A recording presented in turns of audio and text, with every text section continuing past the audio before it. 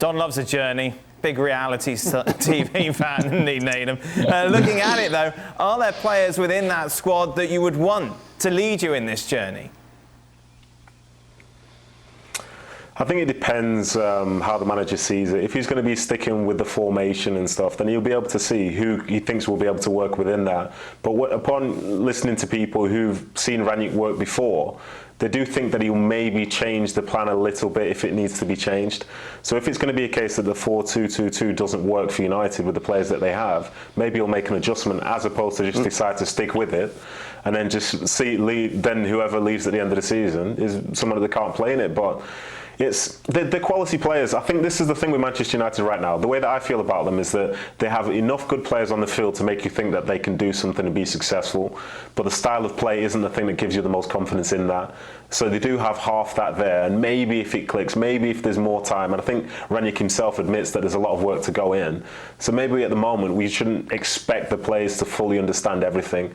Perhaps in a month or two, even though he's on a 6-month deal basically, they'll really get it and be able to see the best of them. But as it stands, they've had the change of manager, and it just seems like it's the same old Manchester United, unfortunately. That's the striking thing, isn't it, Robbo? I understand a new system, but surely players are adaptable enough, aren't they, to get on board with what the manager is trying to bring to the table? And isn't that part of management to be able to explain it in a way that they can get it? Yeah, and he had to explain it at half-time because he changed the system at half-time. Yeah. He put Luke Shaw in as the third centre-back. He put Wan-Bissaka as the right wing-back. He brought Greenwood in to play as an extra midfield player because they've been outplayed in there. And then just when they were getting involved in the game and they were starting to control a little bit of the game, he took Greenwood off and it changed it again. And the crowd, that's the big worry for Rangnick. The crowd booed the substitution. If the crowd are booing you after 4 or 5 games, you've got a big problem as a manager, I'm telling you.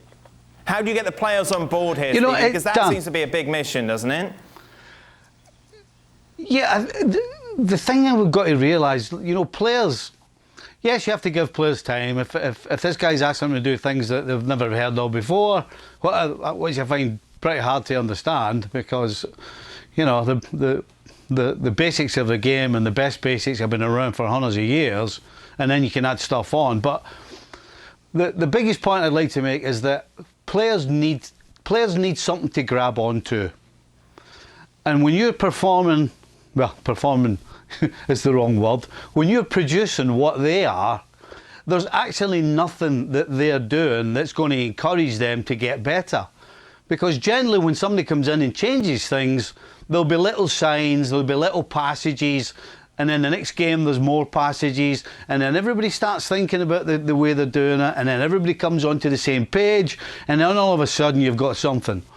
But every time you go on the field and there's never anything, because Don's talking about 45 minutes against Burnley, but you could suggest that was to do with Burnley and not United, so they've got nothing to grab onto. The players are not going home tonight after the game and going, do you know what, there was 20 minutes there where we were this and we were doing that and all this was working, and the things the gaffer was saying, he's right, There's nothing of that. And so every time they step on the field, it gets harder and harder and harder. So I'll tell you what, these performances, as far as I'm concerned, they ain't going to be changing anytime soon.